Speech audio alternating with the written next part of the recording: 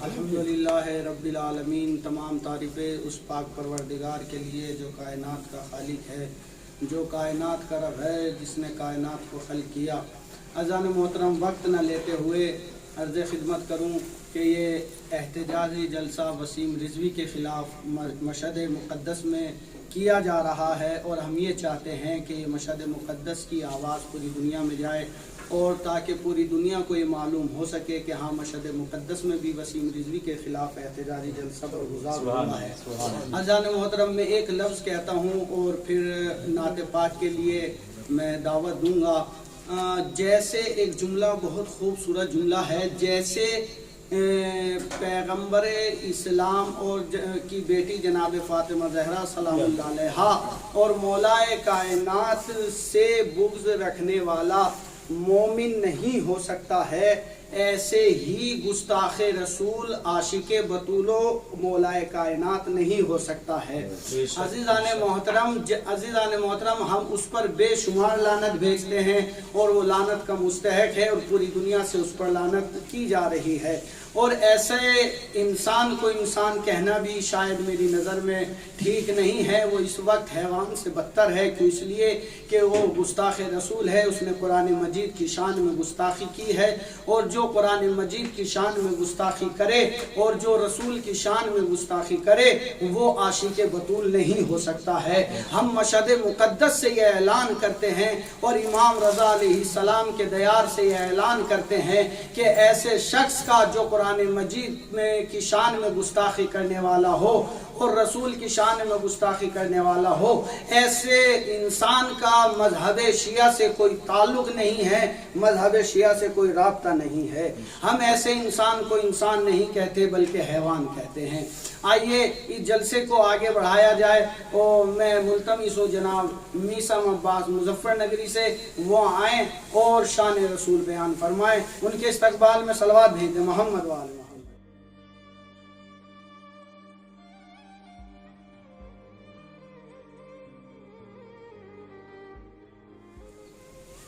جیسا کہ مولانا حسین علیہ صاحب نے کہا کہ یہ جلسہ احتجاجی جلسہ ہے وسیم رضوی یا وسیم مرتد کے خلاف، کہ جو دین سے بھٹک گیا ہے اور جس نے ناقابل برداشت، میں تو کہتا ہوں کہ واجب القتل ہو گیا ہے وہ، میں نہیں بلکہ پورے علماء کہہ رہے ہیں کہ وسیم رضوی واجب القتل ہے، اور اس کا قتل حلال ہے۔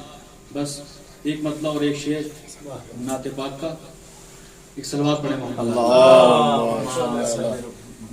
و آل محمد۔ زمانہ نہ سمجھا مقام محمد، زمانہ نہ سمجھا مقام محمد، کیا حق نے خود احترام محمد، کیا حق نے خود احترام محمد، زمانہ میری خاک پا بھی نہیں ہے، زمانہ میری خاک پا بھی نہیں ہے، میں قسمت سے جو ہوں غلام محمد، میں قسمت سے جو ہوں غلام محمد۔ مشہد مقدس کی مشہور ہستی عالی جناب مولانا حجت الاسلام والمسلمین ابن علی حیدری صاحب کے اعوذ باللہ السمیع العلیم من الشیطان الرجیم، بسم اللہ الرحمن الرحیم الحمد للہ الملک القدوس والصلاة والسلام علی محمد وآلہ الطاہرین ولعنۃ اللہ علی المجرمین اما بعد فقد قال اللہ سبحانہ تبارک و تعالی فی القرآن المجید ونحن اصدق الصادقین وقوله الحق بسم اللہ الرحمن الرحیم تلک الدار الآخرۃ نجعلها للذین لا یریدون علوا فی الارض ولا فسادا والعاقبۃ للمتقین۔ جیسا کہ مشہد مقدس کی سرزمین سے یہ پیغام دیا جا رہا ہے کہ احتجاج جلسہ وسیم رضوی کے خلاف منعقد ہوا ہے، اور بلکہ یہ جلسہ وسیم رضوی سے مخصوص نہیں ہے بلکہ تمام وہ افراد کے جو اسلام دشمن فکر رکھتے ہیں اور جو قرآن کے مخالف ہے، اس میں خاص کر وسیم رضوی ہے، کیونکہ آج کل وسیم رضوی کہ جس نے قرآن کی پہلے 26 آیتوں کا انکار کیا اور پھر وسیم رضوی نے شان رسالت مان میں گستاخی کی، تو لہٰذا ہم مشہد مقدس کے طلاب اس سرزمین مقدس سے تحفظ رسالت اور قرآن کے عنوان سے ایک جلسہ منعقد کیا ہم لوگوں نے، تو لہٰذا کیونکہ علماء بزرگ علماء تشریف فرمائے، میں زیادہ دیر حائل نہیں ہوں گا۔ سب سے اہم چیز یہ ہے کہ انسان کی عاقبت بخیر ہو۔ وسیم رضوی بظاہر مسلمان گھر میں پیدا ہوا، مسلمان میں بھی شیعہ گھر میں پیدا ہوا ہے، لیکن اس کا جو ماحول تھا شروع میں ایک شیعت کا ماحول، ایک دینی ماحول، ساری چیزیں تھی، لیکن انسان کو ہر وقت آمادہ رہنا چاہیے کہ ہمارا جو دشمن ہے کھلا ہوا وہ شیطان ہے، اس کے شر سے ہم بچے رہیں۔ یعنی 3 اور 4 طرح کے انسان پائے جاتے ہیں۔ ایک تو وہ ہے کہ جن کی ابتدا اور انتہا دونوں اچھی تھی، تو یہ لوگ مثلاً اس میں خاص کر انبیاء مرسلین اور جو مومنین ہیں وہ شامل ہے، جو خاص مومنین ہیں۔ ایک وہ ہے کہ جن کی ابتدا اور انتہا دونوں شر پر مبنی تھی، یعنی جن کی نہ ابتدا اچھی نہ انتہا اچھی، تو یہ لوگ بالکل بدترین قسم کے لوگ ہیں۔ ایک قسم کے انسان کہ جن کی ابتدا اچھی تھی اور انتہا ان کی بری ہو گئی، اور ایسے ہی ایک وہ کہ جن کی ابتدا بری تھی انتہا ان کی اچھی ہو گئی، تو 4 کیٹیگری کے انسان ہیں۔ تو لہٰذا وسیم رضوی اس کی ابتدا اچھی تھی کیونکہ ایک مسلمان گھرانے میں پیدا ہوا، اور پھر ایک ایسا بچہ جو مسلمان گھر میں پیدا ہوا، خاص کر کے شیعہ گھرانے میں، اور سید بھی کہتے ہیں، تو ماں باپ کی طرف سے کوئی قصور نہیں، ماں باپ مومن ہے، اور بلکہ جو لوگ وسیم رضوی کے لیے، وسیم رضوی مرتد ہے، کافر ہے، گستاخ رسول ہے، لائق لعنت ہے، سب کچھ ہے، لیکن میں ایک یہ گزارش کروں گا کہ وسیم رضوی کو ماں کی گالی نہ دے آدمی، حرام زادہ جو نطف حرام کہتا ہے، کیونکہ اس کی ماں سادات ہے، تو لہٰذا اگر کوئی بچہ نافرمان ہو جائے تو اس میں ماں باپ کا کوئی قصور نہیں ہے۔ اگر ابو لہب کافر بن گیا تو اس میں ہاشمی گھرانے کا کوئی قصور نہیں ہے، لہٰذا اس طریقے الفاظ نہ کہ اس کو اوپر جتنی لعنت کی جائے وہ کم ہے، اسے کافر کہا جائے، گستاخ رسول کہا جائے، جہنمی کہا جائے۔ کیوں؟ اس لیے کہ اس فعل کو، یعنی قرآن کے خلاف آواز وسیم رضوی نے اٹھائی ہے، اور رسالت مآب کی شان میں گستاخی وسیم رضوی نے کی، تو اس میں اس کے ماں باپ کا قصور نہیں ہے، تو لہٰذا ماں سیدانی ہے۔ بلکہ اس وسیم رضوی کی ذلت اور رسوائی اس سے بڑھ کر کیا ہوگی کہ ماں اپنا بیٹا کہنے کے لیے تیار نہیں ہے، بہن بھائیوں نے چھوڑ دیا، ماں باپ نے چھوڑ دیا، عزیز و اقارب نے چھوڑ دیا، تو لہٰذا جو شخص اسلام یا اللہ کے مقابلے میں آئے گا، رسول کے مقابلے میں آئے گا، تو اللہ اس کو دنیا میں بھی ذلیل کرے گا اور آخرت میں بھی اس کو ذلیل کرے گا۔ یہ آیت جو میں نے سورہ قصص کی آیت نمبر 83 پڑھی ہے، اس میں اللہ نے فرمایا وَلَدَارَ آخرتو نَجْعَلُهَا لِلَّذِينَ، یعنی اللہ کہہ رہا ہے کہ ہم نے آخرت کا گھر اس کے لیے قرار دیا ہے، الَّذِينَ لِلَّذِينَ، وہ لوگ کہ لا یریدون علوا فی الارض، کہ جو لوگ زمین پر بلندی نہیں چاہتے، جو لوگ زمین پر نام و شہرت نہیں چاہتے، یعنی بہت سارے لوگ جو ہلاک ہوتے ہیں وہ شہرت کی وجہ سے، وہ مال دولت کی وجہ سے یہ سوچتے ہیں ہمارا نام ہو چاہے جیسے نام ہو، تو لہٰذا اگر آدمی سوچے گا ہمارا نام ہو چاہے جیسے نام ہو، تو پھر اس نام کا کیا فائدہ جس کے عوض میں انسان کو ہمیشہ عذاب کا ذائقہ چکھنا پڑے، ہمیشہ وہ جہنم میں چلا جائے۔ تو لہٰذا کچھ لوگ مثلا دنیا داری کی وجہ سے ہلاک ہو جاتے ہیں، دنیا مختصر سی زندگی ہے، ہیں اور ہم یہاں اپنے اس مشہد مقدس کی سرزمین سے اس جلسے سے عبرت کے گوشے پیدا کرنا چاہتے ہیں. یعنی وسیم رضوی کی ذات جو ہے وہ مومنین کے لیے عبرت ہے. یعنی اب یہ کہ ہم لوگوں کو درس حاصل کرنا چاہیے کیونکہ شیطان مومنین کے پیچھے لگا ہے کہ کب مومنین سے ایمان کو سلب کر لے, کب مومنین سے جو ہے وہ ایمان سلب کر لے. تو لہٰذا ہمیں ہر وقت تیار رہنا چاہیے اور شیطان سے مقابلہ کرنے کے لیے آمادہ رہنا چاہیے. تو اللہ نے فرمایا کہ ہم نے جو ہے وہ والعاقبۃ للمتقین, عاقبت جو ہے متقین کے لیے قرار دیا. تو لہٰذا اگر ہمیں گمراہی سے بچنا ہے, اگر ہمیں عاقبت بخیر والی منزل کو پانا ہے تو ہمارے اندر تقویٰ ہونا چاہیے. اور وسیم رضوی جس نے مثلا پہلے قرآن مجید کی 26 آیت کا انکار کیا تو اس نے قرآن کی آیت کا انکار کر کے خود کو کافر بنا دیا. کیوں؟ کافر وہ ہوتے ہیں جو قرآن کی آیت کا انکار کرتے ہیں اور یہ مرتد ہو گیا. ایسے ہی پھر اس نے شان رسالت میں گستاخی کی ہے. اور پھر مثلا یہ کہ کہا کہ مثلا جب ایک انٹرویو سے ہو رہا تھا, میں نے اس کو دیکھا اس کلپ کو, تو اس سے کسی نے کہا کہ آپ مسلمان ہیں, کہ اللہ مسلمان کہنا میرے لیے ایسا ہے جیسے آپ کو میں حیوان کو یا وحشی کو. تو اس کا مطلب یہ لفظ مسلمان سے اپنا آپ کو خارج کر رہا ہے. جبکہ قرآن نے کیا فرمایا, یا ایھا الذین آمنوا اتقوا اللہ حق تقاتہ ولا تموتن وانتم مسلمون. اے ایمان لانے والو تقوی اختیار کرو, اور وہ تقوی جو تقوی کا حق ہے. یا الذین آمنوا, اے ایمان لانے والو, اتقوا اللہ, اللہ سے ڈرو, حق تقاتہ یعنی ایسا مثلا ڈریے اللہ سے جو ڈرنے کا حق ہے. ولا تموتن الا وانتم مسلمون, اور تمہیں موت نہیں آنی چاہیے مگر اس حال میں تمہیں موت آئے کہ تم مسلمان ہو. یعنی تم دائرے اسلام پر ہو, مذہب اسلام پر ہو, دین اسلام پر ہو, تب تم دنیا سے جاؤ. تو اس کا مطلب یہ کہ مسلمان ہونا کمال نہیں, یہ مسلمان مرنا کمال ہے. مومن ہونا کمال نہیں, یہ مومن مرنا کمال ہے. تو لہٰذا بہت سارے لوگ تھے جو مسلمان پیدا ہوئے, مسلمان گھرانے میں پیدا ہوئے, لیکن ان کی عاقبت بخیر نہ ہو سکی. جیسے تاریخ کو آپ اٹھا کے دیکھیں, شمر ملعون جنگ صفین میں مولا علی کے ساتھ تھا, اور یہ شمر جو ہے جنگ کربلا میں قاتل امام حسین بن گیا. تو لہٰذا ابتدا میں ٹھیک تھا لیکن آخر میں ایسا انسان قاتل امام حسین بن گیا. عمر سعد امام حسین کے ساتھ بچپن میں رہا کرتا تھا, لیکن عمر سعد لشکر یزید کا کمانڈر بنا. کس کے لیے؟ ملک رائے کی حکومت کے لیے. تو یہ دنیا کی چمک دمک, یہ مال دولت وقتی ہے. تو لہٰذا ہمیں جو ہے وسیم رضوی سے, اس کے ذات سے, اس کے ان کارناموں سے ہمیں درس لینا چاہیے کہ مثلا ہم ایمان پہ باقی رہے اور ہم جو ہے عاقبت بخیر والی منزل کے اوپر قائم و دائم رہے. بس ایک دو جملے اور کیا کہ آپ علماء کو جو ہے میں سپورٹ کرتا ہوں. ایک شخص تھا سرکار دو عالم کے زمانے میں, ثعلبیہ بن حاطب, غریب تھا. سرکار دو عالم سے کہنے لگا حضور میرے حق میں دعا فرمائے تاکہ میرے پاس مال دولت آ جائے. تو حضور نے فرمایا کہ اگر کم دولت ایمان کہ بقا کی دلیل ہے تو کم دولت اچھی, زیادہ دولت سے بہتر ہے. کیونکہ اگر زیادہ دولت ہو اور گمراہ ہو جائے انسان تو کم دولت پہ اللہ کا شکر ادا کرے. تو اس نے کہا نہیں سرکار آپ میرے حق میں دعا کرے. یہ ثعلبیہ بن حاطب 5 وقت نماز سرکار دو عالم کے پیچھے ادا کرتا تھا, یعنی نماز کا پابند تھا. سرکار دو عالم کی ابتدا میں نماز پڑھتا تھا.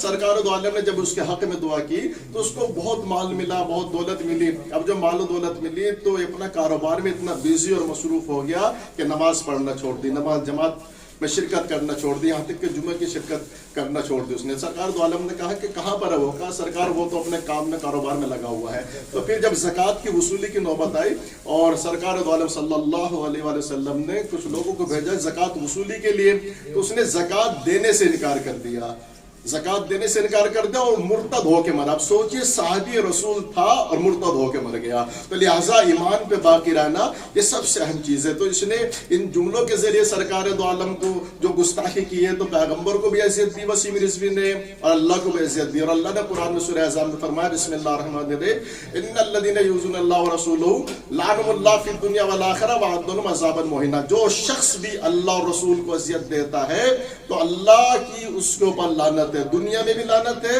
اور آخرت میں بھی لعنت ہے. وعد لهم عذابا مہینا, اور اللہ نے اس کے لیے ذلیل اور رسوا کرنے والا عذاب تیار کر رکھا ہے. اب آپ دیکھیے وسیم کے لیے دنیا میں بھی عذاب ہے. دنیا میں عذاب کیا ہے؟ کوئی مسلمان اس کو قبرستان میں جگہ دینے کے لیے تیار نہیں. خود یہ کہہ رہا ہے کہ میری چیتا میں فلاں صاحب جو ہے آگ لگائیں گے. یعنی سوچئے اس کو اپنی عاقبت بخیر ہونے کا بھی یقین نہیں ہے, اس کو اپنے مسلمان ہونے کا بھی یقین نہیں ہے, اور اس کو خود یقین ہے کہ میں اس دنیا سے جاؤں گا تو غیر مسلم ہو کے جاؤں گا, اور مجھے کوئی قبرستان میں جگہ بھی نہیں دے گا. تو سوچئے ایسی شہرت سے کیا فائدہ کہ نہ زندگی بہتر نہ موت بہتر. تو لہٰذا ہم دعائیں کریں پروردگار ہمیں ایمان کی دولت میں باقی رکھنا, اور اس طرح کے ظالم جو اسلام کے خلاف, جو رسالت ماب کے خلاف, جو قرآن کے خلاف بولتے ہیں, ان کے خلاف ہمیں بولنے کی توانائی عطا فرما, اور ہم جب تک زندہ رہے اہل بیت کا دفاع کرتے رہے, قرآن کا دفاع کرتے رہے, رسول کا دفاع کرتے رہے, اہل رسول کا دفاع کرتے رہے. وآخر دعوانا ان الحمدللہ.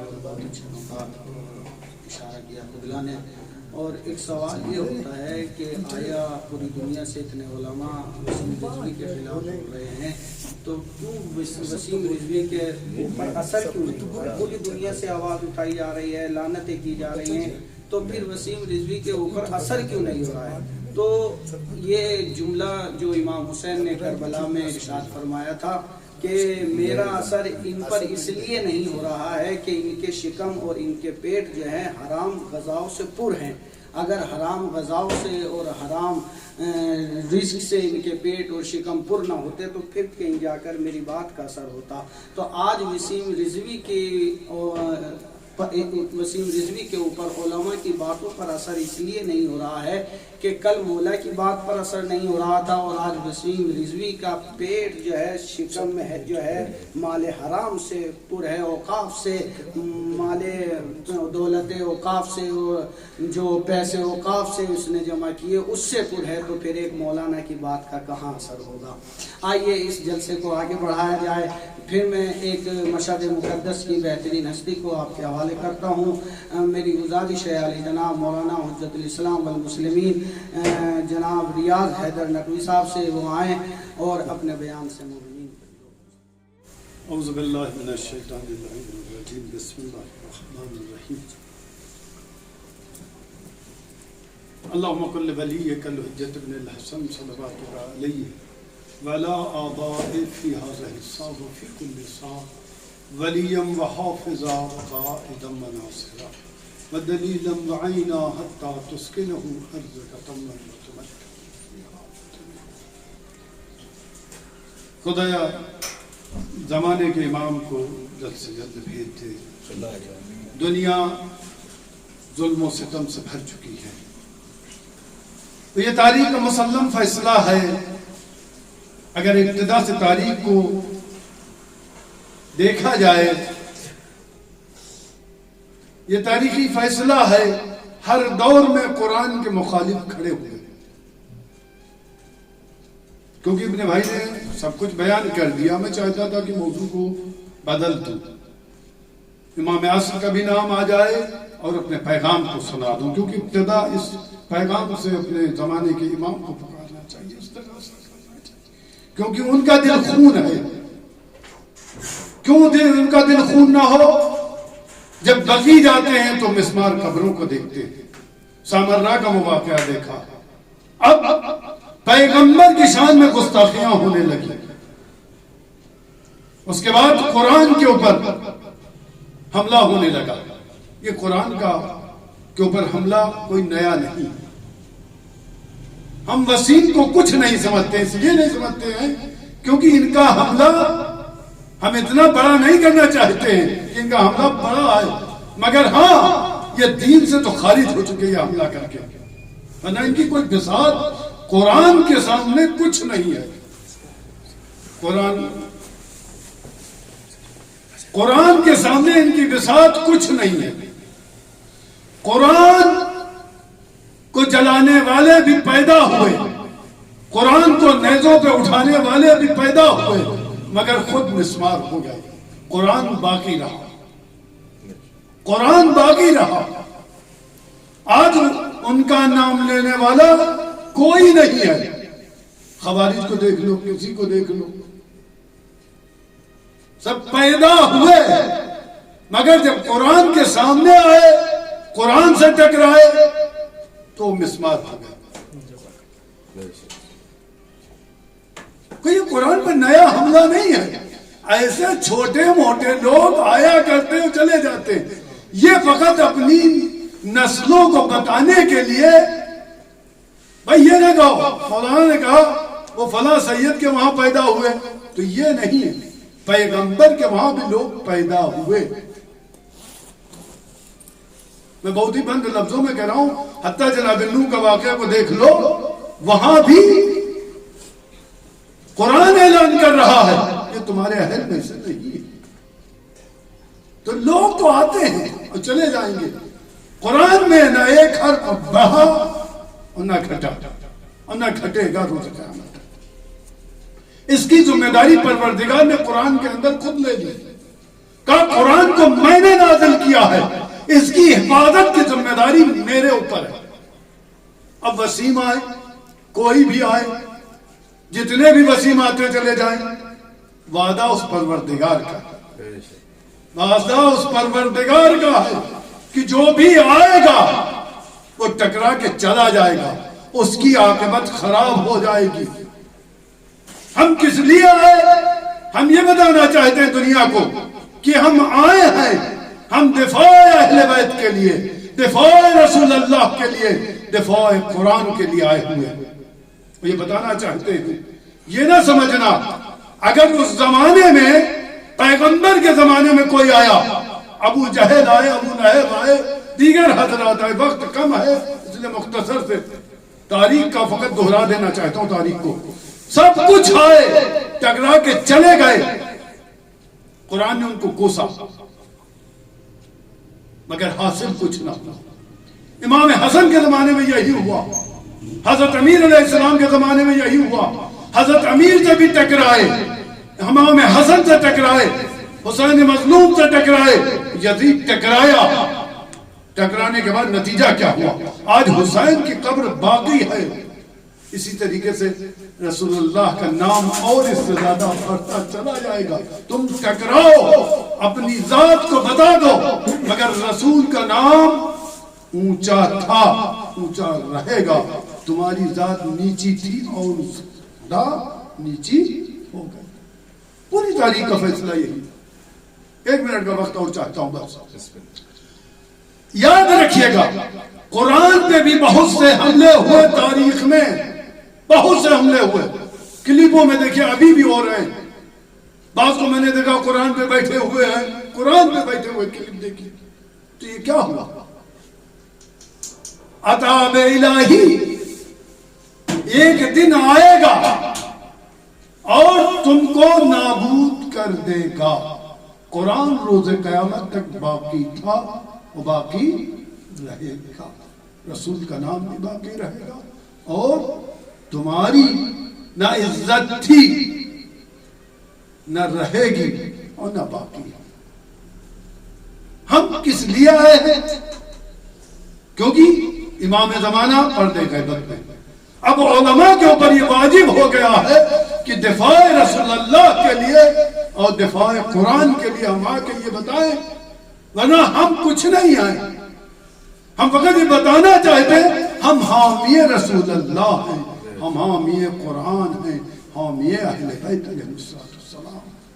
جب بھی کوئی بات ہوگی تو علماء اٹھیں گے کونے کونے سے اور اپنا احتجاج برپا کریں گے۔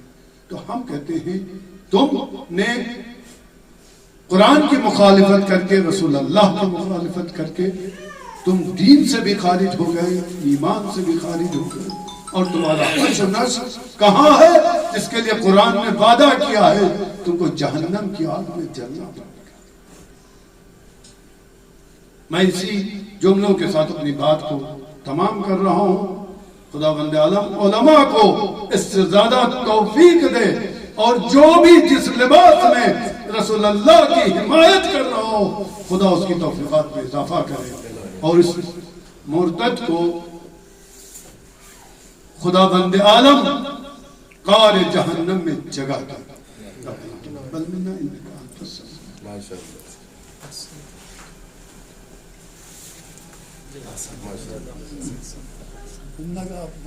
سب کچھ تاریخ پوری اس کی پڑھی پیدا مولانا ریاض اگر صاحب اپنی بیان کر رہے تھے، اب میں بڑے ہی ادب و احترام سے گزارش کرتا ہوں کہ خطیب دربار شیخ خراسان مولانا سبت حیدر رضوی صاحب کی وجہ سے، سبت محمد رضوی صاحب کی وجہ سے کہ وہ آئیں اور اس جلسے کو آگے۔ اعوذ باللہ السمیع العلیم من الشیطان اللعین الرجیم، بسم اللہ الرحمن الرحیم، الحمدللہ رب العالمین، ولعنۃ اللہ علی اعدائہم اجمعین من الآن इला लिक़ाइ यौमिद्दीन। अम्मा बाद, बहरहाल ये जलसा जो रखा गया है और उलमा माशाअल्लाह यहाँ पर आए हैं, अपना इजहार ख्याल सब करके गए हैं। कि हमें जमा होने की ज़रूरत इसलिए पड़ी है कि अहले बैत और कुरान पर हमला किया गया है।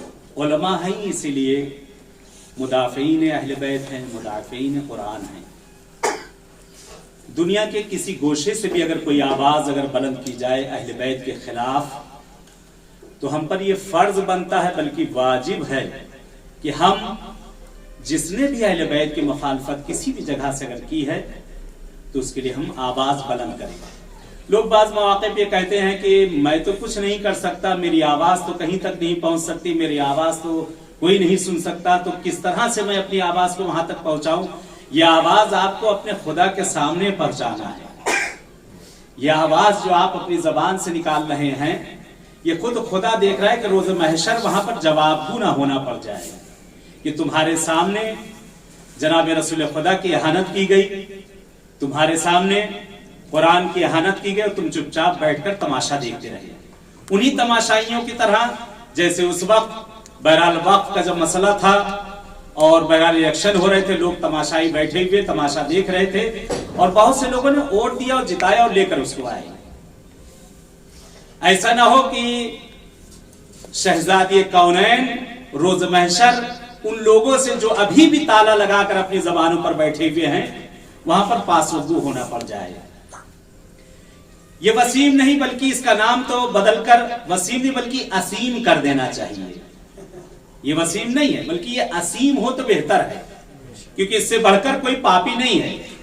वसीम इसके नाम से जो है रब्त नहीं लगता, ना इसके नाम को जचता है। ये असीम इसके लिए बहुत अच्छा जचता है, क्योंकि ये गुनहगार है, मलऊन है, इसने अहले बैत की जात पर उंगली उठाई है, लानत का मुस्तहिक था और है और रहेगा।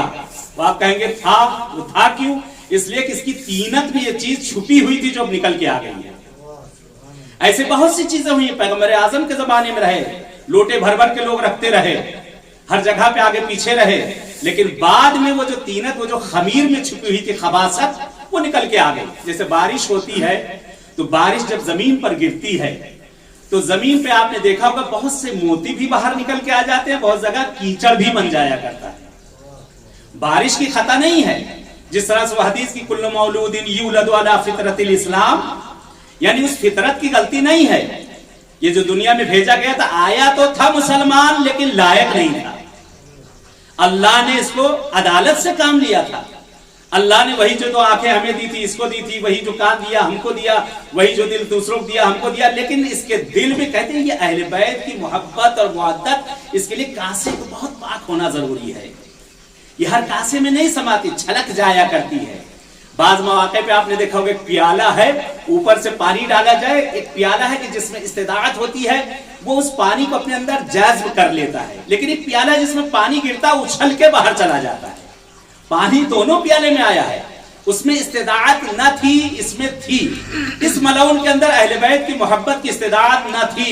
माँ बाप की गलती नहीं है, इस्लामी घराने में पैदा हुआ, इस्लामी माहौल इसे मिला, सब कुछ मिला, लेकिन मिलने के बावजूद ये शैतान की पैरवी करता चला गया। शैतान भी बहुत बड़ा आबिद था, उससे बढ़कर कौन आबिद था, लेकिन एक नाफरमानी उसे मग़ज़ूब बारगाह कर दिया है। आज इसने भी ऐसी हरकत की है। ये पैगंबर आजम बहरहाल वो जो इसने किताबचा लिखा है, बहरहाल उसको तो यानी ना होने के बराबर है, उसकी कोई औकात नहीं, बिसात नहीं। ऐसे कुत्ते बहुत भौंका करते हैं दुनिया में, कुत्तों की आवाजें भौंक कर खत्म हो जाया करती हैं। वो किताब लिखी, इसने अपने लिए लिखी, इसने अपने किरदार को पेश किया है कि मैं ऐसा हूं, इसलिए हर चीज खुदा ने कहा कि मैं जो अजाब और इकाब और सवाब करूंगा वो उसकी अक्ल के मुताबिक करूंगा। इसकी अक्ल ही इतनी है, इसका ज़र्फ ही इतना है, पैगंबर को इसने इतना ही समझा है, इसके आगे समझा ही नहीं। अगर आगे समझा होता तो इसकी अक्ल और आगे बढ़ती, वो मेराज की मंजिलत तक पहुंच जाती। लेकिन इसकी मेराज हुई, ऐसी नहीं बात नहीं मेराज हुई, मेराज हुई वो शैतान का भी बाप बन गया है, शैतान से भी आगे निकल गया। शैतान ने भी जुरात ना की ऐसी चीजों को कहने की जो इसने कह डाली है। बहरहाल ये जो मशहदुल मुक़द्दस में इस वक्त जलसा हो रहा है और मशहद की नायाब हस्तियां इस वक्त मेरी निगाहों के सामने है, اور طلبہ بہرحال یہاں طلبہ کا ہجوم ہے, علماء کا ہجوم ہے, اس وقت سب بیٹھے ہوئے ہیں اور سب یہ اس چیز کے بہرحال مخالفت کا اپنی اعلان کر رہے ہیں. کہتے ہیں کہ ایک عالم ایک امت ہوا کرتا ہے, ایک عالم ایک امت ہوا کرتا ہے. تو یہاں پوری امتیں جمع ہیں جو اس کی مخالفت میں آ کر سب بیٹھے ہوئے ہیں. اور ہم سب یہ مشہد کے سارے علماء, سارے طلبہ اپنی اس نحیف سی آواز کو پہنچانا چاہتے ہیں. یہ اب بھی جو چپ بیٹھے ہوئے, خدا را کھول دو زبانوں کو, ان تالوں کو کھول دو کہیں چابی غائب نہ ہو جائے. اب بھی اپنی زبانوں کو کھول دو, جہاں کہیں بھی اہل بیت کے خلاف کبھی بھی اگر کچھ ہو, کسی جگہ پر بھی اگر کچھ ہو, ہمیشہ اپنی اس دینت کی وہاں پر گواہی دے دینا اور ماں کے پاک دودھ کی گواہی دے دینا. بہرحال آج اس نے جو گستاخی کی, بس میں نے ختم کی اپنی گفتگو کو, کہ قرآن کی اس نے مخالفت کی, قرآن کو اس نے الٹا سیدھا کہا. خداوند عالم نے خود اس کی ذمہ داری لی ہے. ایسے لعین اور ملعون اور بدبخت دنیا نہیں معلوم کتنے پیدا ہوئے ہیں. یہ رجس ہے اور رجس رہے گا.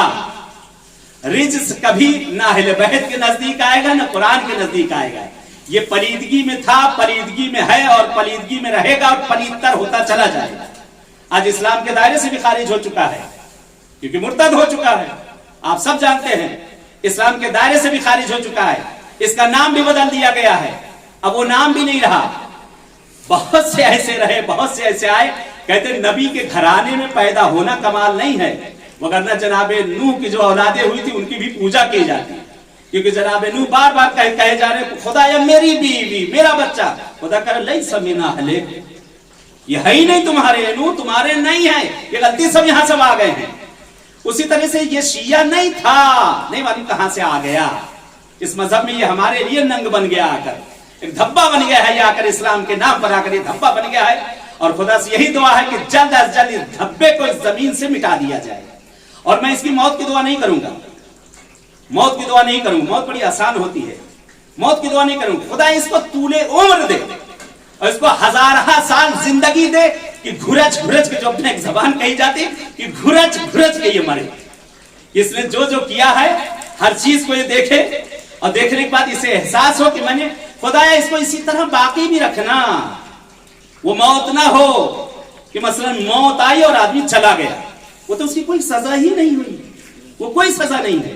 اس کی سزا اب وہ شروع ہوگی. ابھی اس کے ماں باپ نے اسے چھوڑا ہے, اس کے بھائی بہن نے چھوڑا ہے, رشتہ داروں نے چھوڑا ہے, جن کے درمیان خود یہ بیٹھا کرتا تھا وہ تھوکنا شروع کر دیا ان لوگوں نے. جو آگے چمچے چلا کرتے تھے وہ چمچے بھی گرم ہو چکے ہیں دیکھ کے ساتھ ساتھ, ان کو بھی ہٹا دیا گیا ہے. انشاءاللہ اسی طریقے سے اس کے جسم کا ہر اعضا بھی اس کو ساتھ چھوڑتا چلا جائے گا اور یہ ہر چیز پر یہ دیکھے گا. اس کو متوجہ کرنا پڑے گا, خود متوجہ ہوگا, نہیں ہوگا تو اس کو بتانا پڑے گا. آپ لوگ کہتے رہیے گا, ہم لوگ کہتے رہیے یہ فلاں چیز کا نتیجہ ہے, یہ فلاں چیز کی وجہ سے, یہ تو نے جو قرآن کے لیے وہ آیتوں کے لیے جو انگلیاں اٹھائی تھی یہ ساری تیری انگلیاں قطع ہو جائیں گی, کوڑ بن بن کے ہر انگلی گرے گی, ہر کوڑ تیری کٹ کٹ کے گرے گی جو تو نے قرآن کے خلاف آواز اٹھائی ہے. تو نے پیغمبر اعظم کی ذات پہ ایسی تہمتیں تو رکھی ہیں, تیری زبان اس وقت کیوں نہ سڑ گئی جو تو نے ایسی الفاظ کے استعمال کی اس جگہوں پہ. بہرحال خدا کی لاٹھی میں آواز نہیں ہے, وہ سب کچھ دیکھ رہا ہے. اب خالی خدا ہی پہ نہ چھوڑ دیا جائے, خدا رہا فقط خدا کے اوپر نہ چھوڑ دیجئے گا. ہم سب بھی, آپ سب بھی کچھ کہیں تاکہ دوسروں میں یہ جرأت پیدا نہ ہو. اس ملعون نے ابتدا بڑے ہی ادب و احترام سے گزار ہوں مشہد مقدس کی زمین کے استاد محترم عالی جناب مولانا حجت الاسلام والمسلمین سید صدیق حیدر زیدی صاحب کی خدمت میں آئیں اور اپنے بیان سے مومنین کے دلوں پر. السلام علیکم ورحمۃ اللہ. اعوذ باللہ من الشیطان الرجیم. بسم اللہ الرحمن الرحیم. نحمده ونصلی علی رسوله الکریم وآلہ الطیبین الطاہرین واللعنۃ الدائمۃ الباقیۃ علی اعدائهم اجمعین من الآن الی لقاء یوم الدین. اما بعد فقد قال اللہ تبارک وتعالی فی کتابہ المجید وفرقانہ الحمید وقولہ الحق. بسم اللہ الرحمن الرحیم. ضرب اللہ مثلا کلمۃ طیبۃ کشجرۃ طیبہ اصلها ثابت وفرعها فی السماء. یہ احتجاجی جلسہ وسیم کے ارتداد کے متعلق यहाँ मशहद मुक़द्दस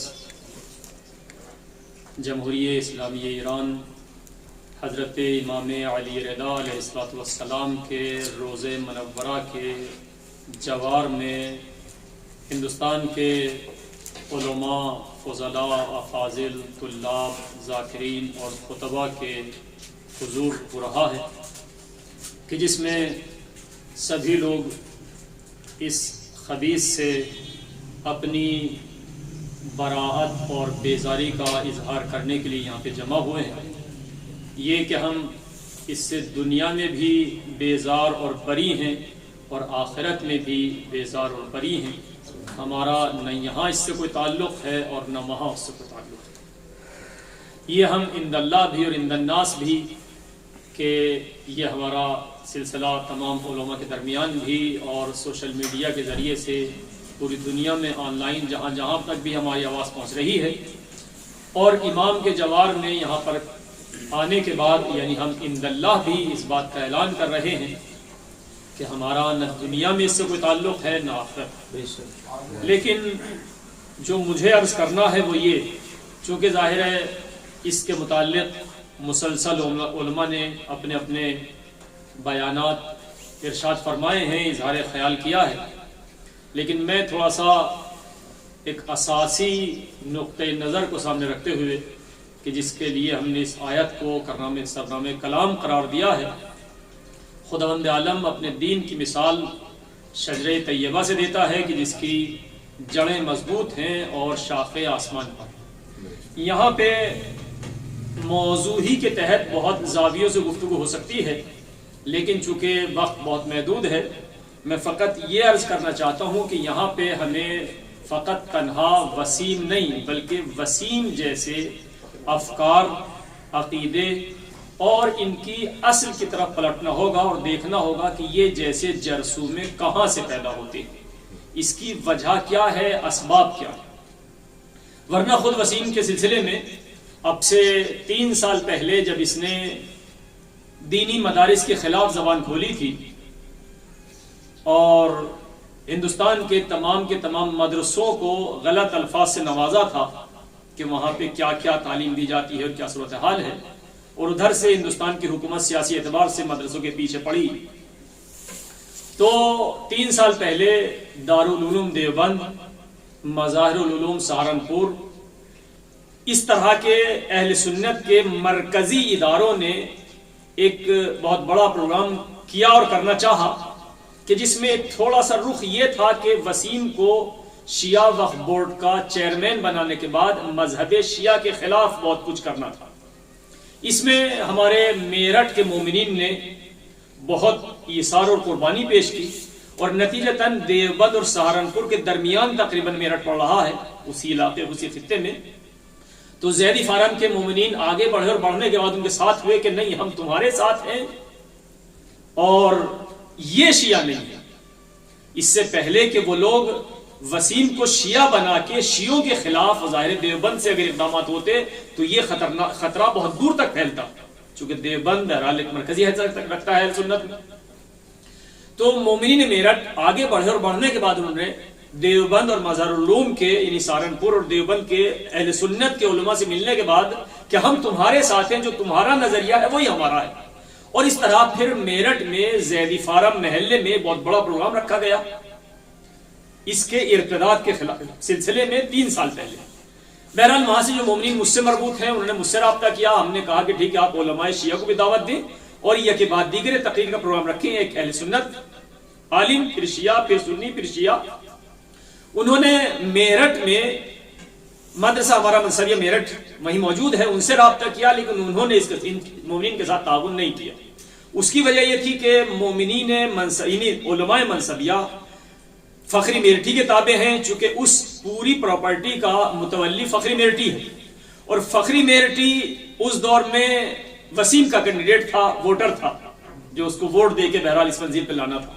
नतीजतन नहीं है कि वसीम मेरठी फखरी मेरठी खुद नहीं आया बल्कि मेरठ छोड़ के चला गया और उलमाए मनसबिया भी थोड़े से एहतियात से कि अगर हम कुछ बोलेंगे तो कल को हमारा यहाँ से भी नाम, चूंकि मुतवल्ली वो है। नतीजा ये निकला कि बहरहाल हमारे शिया उलमा वहां पे جو پیچھے نہیں ہٹنا چاہیے تھا لیکن عملی طور سے پیچھے ہٹنے نظر آنے لگے.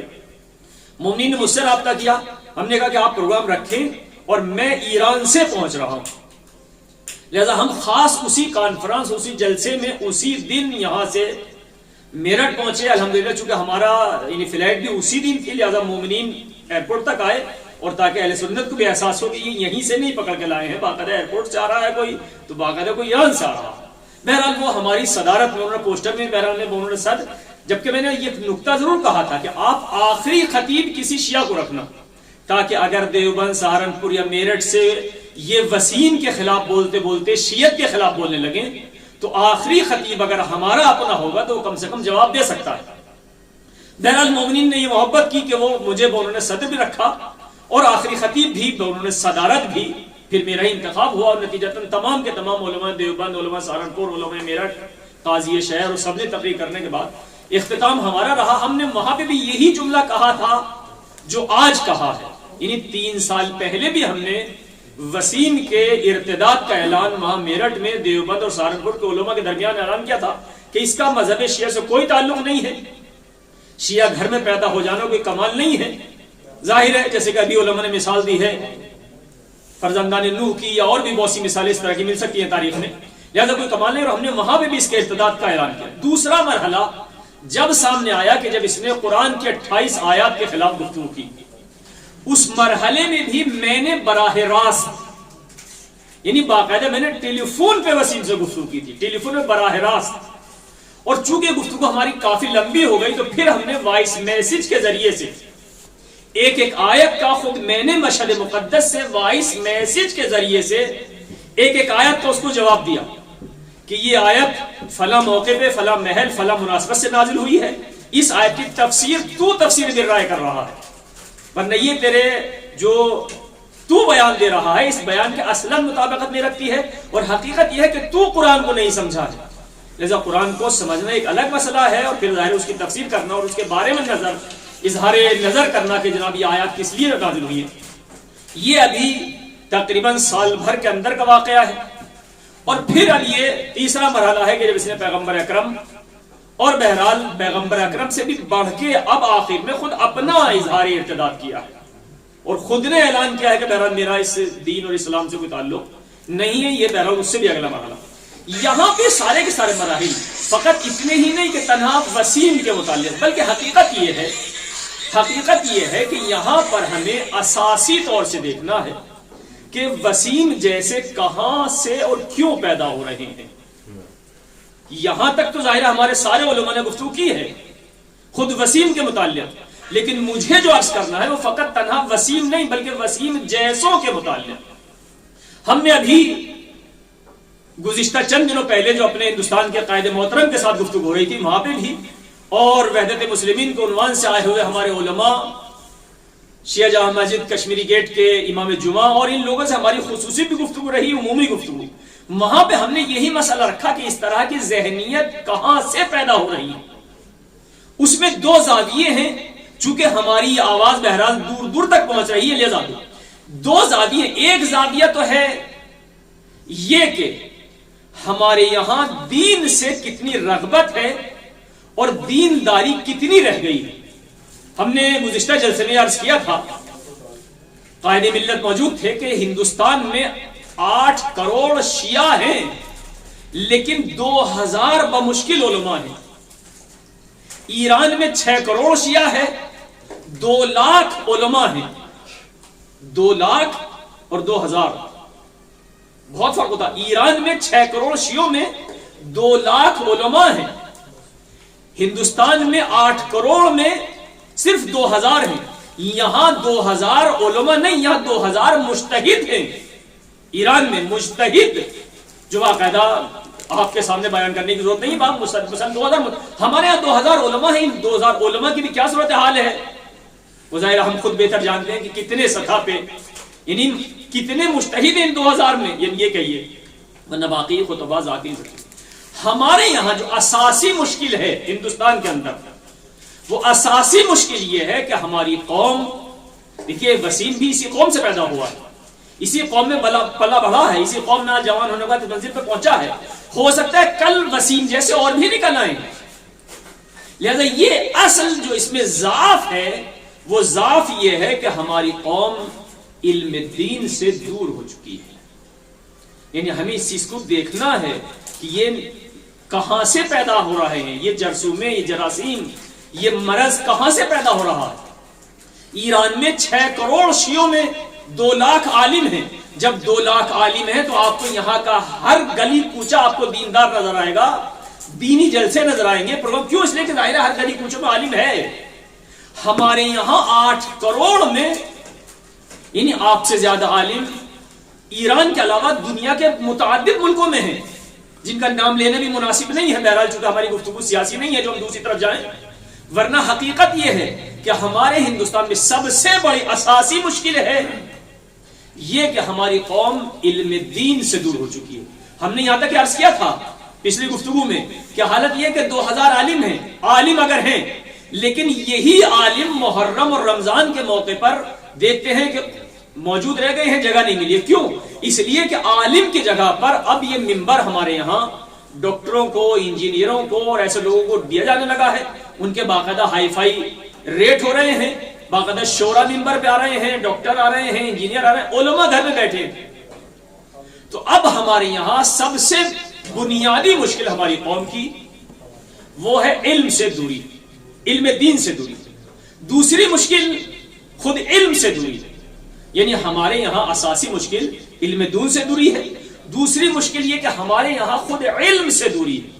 آج اگر آپ سروے کریں ہندوستان کے 8 کروڑ شیعہ میں کتنے آپ کے یہاں جج ہیں، شیعہ جج کتنے ہیں پورے انڈیا کی تاریخ میں اس وقت، شیعہ ڈاکٹر کتنے ہیں اچھی لیول کے، MBBS MD اس طرح، شیعہ MP کتنے ہیں، شیعہ MLA کتنے ہیں، شیعہ سیاسی لیڈر ہیں وہ کتنے ہیں، شیعہ علمی شخصیتیں ہیں وہ کتنی ہیں، شیعہ پروفیسر ہیں وہ کتنے ہیں، شیعہ یونیورسٹی میں کتنے آپ کے پروفیسر اور باقاعدہ ڈاکٹرز ہیں جو تدریس کر رہے ہوں. کیوں؟ یعنی یہ ساری خرابیاں فقط ایک تنہا وسیم کے اندر تلاش نہ کی جائیں، بلکہ ساری خرابیوں کی جڑ تلاش کی جائے کہ وسیم جیسے پیدا کہاں سے ہو رہے ہیں. وسیم جیسے ہو سکتا ہے آج یہ وسیم پیدا ہوا، کل کو وسیم جیسے نہ معلوم کتنے پیدا ہوں. لہذا ہمیں تنہا وسیم کا ارتداد کرنے کے بعد اپنے آپ کا دامن جھاڑ کے بیٹھ جانا کہ ہم نے حق ادا کر دیا ہے کافی نہیں ہے. ہمیں باقاعدہ اس کمزوری کو دیکھنا ہے کہ ہمارے معاشرے میں کمزوری آ کہاں سے رہی ہے، ہمارے معاشرے میں یہ مشکل پیدا کہاں سے ہو رہی ہے. ہو سکتا ہے کل کو وسیم جیسے نہ معلوم کتنے نکل آئیں. اس لیے کہ ایک طرف تو یہ مشکل ہے جو ہم نے عرض کی کہ ہماری قوم علم دین سے دور ہو چکی ہے، علم دین کے علاوہ ہماری قوم اصلاً علم سے دور ہو چکی ہے. جو ہم نے عرض کیا کہ کتنے ڈاکٹر ہیں، کتنے جج ہیں، کتنے وکیل ہیں، کتنے پروفیسر ہیں، کتنے انجینئر، کتنے لوگ ہیں ہمارے پاس شیعہ، جبکہ 8 کروڑ کی آبادی کم نہیں ہوتی ہے. ہمارے پاس عالم نہیں ہے ڈھنگ سے جس کو باقاعدہ مجتہد کی سطح پہ کہا جائے کہ جناب ایران میں اتنے مجتہد ہیں، عراق میں اتنے مجتہد ہیں، دوسرے ملکوں میں اتنے مجتہد ہیں، ہمارے ہندوستان میں کتنے مجتہد ہیں. اور نہیں ہے تو پھر کیوں نہیں ہے؟ جیسے ایک طرف تو یہ مشکل ہے، دوسری طرف مشکل اساسی سیاسی مشکل ہے ہمارے ہندوستان میں کہ باقاعدہ حکومت جو ہندوستان کی سب برسر اقتدار ہے NRC جیسے قانون بنانے کے بعد اس نے کئی حربے استعمال کیے ہیں مسلمانوں کو باقاعدہ بہت ہی نیچا دکھانے اور انتہائی پستی میں لے جانے کی. اور باقاعدہ وہ پورے ہنگامے جو باقاعدہ برما میں، میانمار میں مسلمانوں کے خلاف ہوئے اور ان کو باقاعدہ خلیج بنگال میں ڈالا گیا، ہندوستان کے مسلمانوں کو بھی ظاہر ضروری ہے کہ ظاہری خلیج میں ڈالا جائے، بلکہ فکری خلیج میں ڈالنا ہے، اقتصادی خلیج میں ڈالنا ہے، علمی خلیج میں ڈالنا ہے. اس حالات پہ، اس منزل پہ ہمیں لے جایا جا رہا ہے. تو اس ماحول میں باقاعدہ جو ہمارے خلاف پروپیگنڈا ہو رہا ہے اس کے لیے فقط اتنے سے جلسے کر لینا کہ وسیم مرتد ہے اور بس، یہ ظاہر ہے کبھی بھی علاج نہیں ہو سکتا ہے.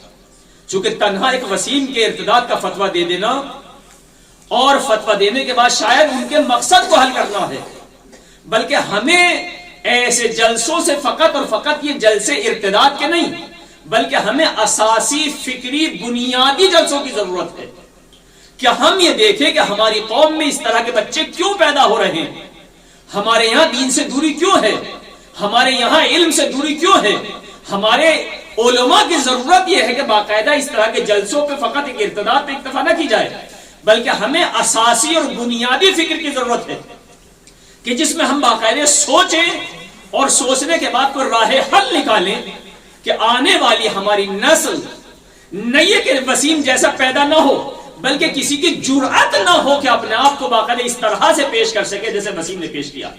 ورنہ ظاہر دشمن ہمارے وسیم ہو سکتا ہے اس کا اپنا ذاتی عقیدہ نہ ہو، اگرچہ میں اس کی دفاع نہیں کر رہا ہوں، چونکہ کبھی کبھی انسان یا پیسے کے لالچ میں آ جاتا ہے یا کبھی کبھی سیاسی دباؤ میں آ جاتا ہے. چونکہ ہندوستان کی جو اس پر سیاسی صورتحال ہے، تمام کے تمام سیاسی حالات آپ کے سامنے، ایسی صورتحال میں ظاہر وسیم ممکن ہے سیاسی دباؤ میں آنے کے بعد اس نے بیانات دیے ہوں، یہ بھی ایک احتمال ہے. اس کے علاوہ کہ جو علماء نے بیان کیا کہ وہ ذاتی فطرتاً خبیث ہے، نجس ہے، مرتد ہے، وہ اپنی جگہ پر، لیکن دوسرے رخ سے اگر دیکھا جائے تو ممکن ہے سیاسی دباؤ میں ہو، ممکن ہے مالی دباؤ میں ہو. لہذا ہمیں اپنی قوم کو ان تمام دباؤ سے نکالنا ہے تاکہ آئندہ کوئی وسیم جیسا پیدا نہ ہو. تنہا وسیم کے مرتد ہونے سے اور اس کے ارتداد کا اعلان کرنا کافی نہیں ہے، ضرورت ہے کہ ایسا ماحول پیدا کیا جائے. لہذا اس ماحول پیدا کرنے کے لیے، اس زمینہ فراہم کرنے کے لیے خود ہمارے پاس باقاعدہ پروجیکٹ ہیں، پروگرام ہیں کہ جس پہ اگر علماء بیٹھ کے گفتگو کریں تو باقاعدہ اس طرح آنے والی اپنی نسلوں کو نجات دلائی جا سکتی ہے اس عالم میں. اس لیے کہ ظاہر ہندوستان میں خصوصاً جیسے ہمارا سوشل میڈیا آزاد ہے، ہمارا ایک شیعہ بچہ اس وقت ہندوستان کے کالج سے لے کے یونیورسٹی تک، پہلی بات تو یہ کہ سینکڑوں میں کتنے ہیں، یعنی کئی سو بچوں میں ایک بچہ جا کے شیعہ نظر آتا ہے. آپ جا کے دہرادون یونیورسٹی جیسے میں دیکھ لیجیے. اب یہ ایک بچہ اکیلا جو وہاں پڑھ رہا ہے، یقیناً اس کے کھانے بھی نجس ہیں، چونکہ اکثریت کھانا وہ دوسری قومیں بنا رہی ہیں، کھلا رہی ہیں، اور اس میں نہ معلوم کیا کیا. اب یہ بچہ اگر انجینئر اور ڈاکٹر پڑھ کے بھی آیا ہے تو یقیناً شیعہ کلچر سے بہت دور ہو چکا ہے، چونکہ جس کو بچپن سے نجس کھلایا جا رہا ہے. لہذا اس کے لیے ہمارے پاس باقاعدہ پروجیکٹ کیا ہماری قوم کو آئندہ اپنے آپ کو بچانے کے لیے ہندوستان جیسے ماحول میں ایران یا ایسے ماحول کی ضرورت ہی نہیں ہے. ہمیں اپنے ہندوستان، حتیٰ ہندوستان کے علاوہ باقی اسلامی ممالک جن کا نام نہیں لینا چاہتا ہوں، ان کا بھی قیاس کرنا بیکار ہے، چونکہ کم سے کم وہ اسلامی ممالک ہیں چاہے جیسے بھی ہیں. ہمیں ہندوستان جیسے کلچر میں اپنے شیعوں کو شیعت پہ باقی رکھنے کے لیے، اسی محبت اہل بیت پہ باقی رکھنے کے لیے جو سب علماء متفق ہیں کہ سب سے مین چیز حلال غذا ہوتی ہے، لہذا ان چیزوں کو فراہم کرنے کے لیے بہت شدید ضرورت ہے. ورنہ آنے والا وقت یہ ہوگا کہ وسیم جیسے نہ صحیح، یعنی ممکن ہے کسی کی زبان میں اتنی طاقت نہ ہو کہ اعلان کرے، لیکن اندرونی طور سے آپ کے سینکڑوں، ہزاروں، شاید لاکھوں میں جوان کمیونسٹ نظر آئیں گے. ضروری نہیں ہے کہ وسیم جیسا اعلان کرے کہ جو وسیم نے اعلان کیا ہے، لیکن آپ عملاً دیکھیں گے، کردار دیکھیں گے، اندر سے دیکھیں گے تو شاید سینکڑوں جوان اس طرح گمراہ یا تو پیسے کے لالچ میں یا ادھر دوسرے مخالفین کے زور اور زبردستی کی وجہ سے یا ہمارا اسلامی کلچر نہ ملنے کی وجہ سے. لہذا ان تمام چیزوں کو سامنے رکھتے ہوئے ضرورت اس بات کی ہے کہ اس سے پہلے کہ اگلی نسلیں فقط ہمارا شیعہ نام رہ جائے کہ ہاں جناب یہ 8 کروڑ شیعہ ہیں، لیکن شیعت کہتے کس کو ہیں ہمارے بچوں کو پتہ بھی نہ ہو. دیکھیں اس میں کوئی شک نہیں ہے، میں آخری جملہ کہہ رہا ہوں، اس میں کوئی شک نہیں ہے کہ اس مذہب شیعہ کا محافظ زندہ ہے، لیکن اس نے شیعت کی حفاظت کی ذمہ داری نہیں لی ہے، ہندوستان کے شیعوں کی حفاظت کی ذمہ داری نہیں لی ہے. شیعت باقی رہے گی اس میں کوئی شک نہیں ہے. بنی امیہ نے مٹانا چاہا، بنی عباس نے مٹانا چاہا، مغلوں نے مٹانا، سب نے مٹانا چاہا، آج داعش ہے، طالبان ہے، مختلف مٹانے کی کوشش کر رہے ہیں، مٹانے کی کوشش کر رہے ہیں، لیکن یہ شیعت مٹے گی نہیں چونکہ محافظ زندہ ہے. لیکن اس کا مطلب یہ نہیں ہے کہ جناب فلاں شہر کی شیعت نہیں مٹے گی، چونکہ اس شیعت کو بچانے والا ہے، فلاں شہر کے شیعوں کو بچانے والا نہیں ہے. وہاں خود شیعوں کو کھڑا ہونا ہے اور اپنے دفاع میں، اپنے وجود کے دفاع میں، اپنے مذہب کے دفاع میں، اپنی نسلوں کو بچانے کے لیے. لہذا شیعہ مذہب مٹنے والا تو نہیں ہے چونکہ اس کا محافظ موجود ہے، لیکن ہاں ہم اپنی نسلوں کو بچانے کے لیے، ہم اپنی شیعت کو بچانے کے لیے، اپنی قوم کو بچانے کے لیے ضرورت ہے کہ ہم باقاعدہ علماء ہندوستان اس موضوع پر بیٹھیں، بیٹھنے کے بعد گفتگو کریں، کسی نتیجہ نکالیں، اپنی قوم کو دین کی طرف رغبت دیں، اپنی قوم کی اقتصادی مشکلات کو حل کریں، اپنی قوم کے کلچرل اور ثقافت کو حل کرنے کی کوشش کریں.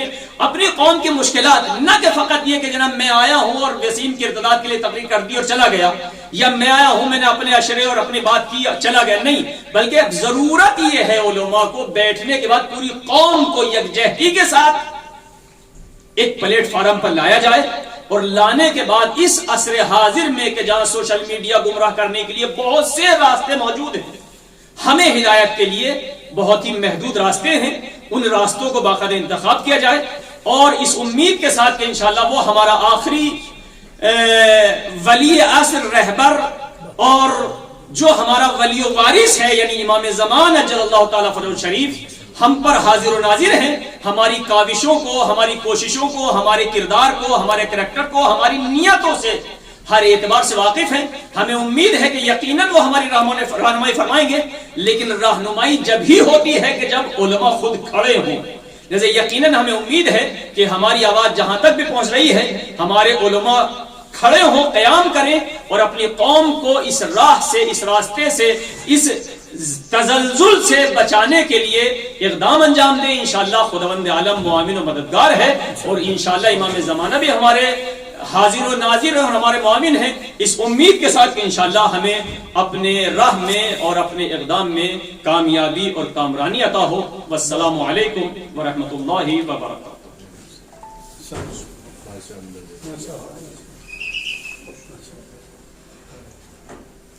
بہرحال آپ سبھی تمام حضرات، علماء، خطبہ، شعراء اور اس وقت بہرحال یہاں سے موجود ہیں، آپ سبھی کے شکر گزار ہیں کہ آپ سب نے بہرحال اس سردی میں جو اس وقت یہاں پر کافی سردی واقع ہو رہی ہے، آپ لوگوں نے زحمت کی ہے، اور دعا ہے پروردگار سے، اہل بیت اطہار سے، معبود تجھے واسطہ ہے تیرے اہل بیت کا، تجھے واسطہ دیتے ہیں پنجتن پاک کا، یہ پالنے والے ہم سب کو مل جل کے رہنے کی توفیق عنایت کر دیں.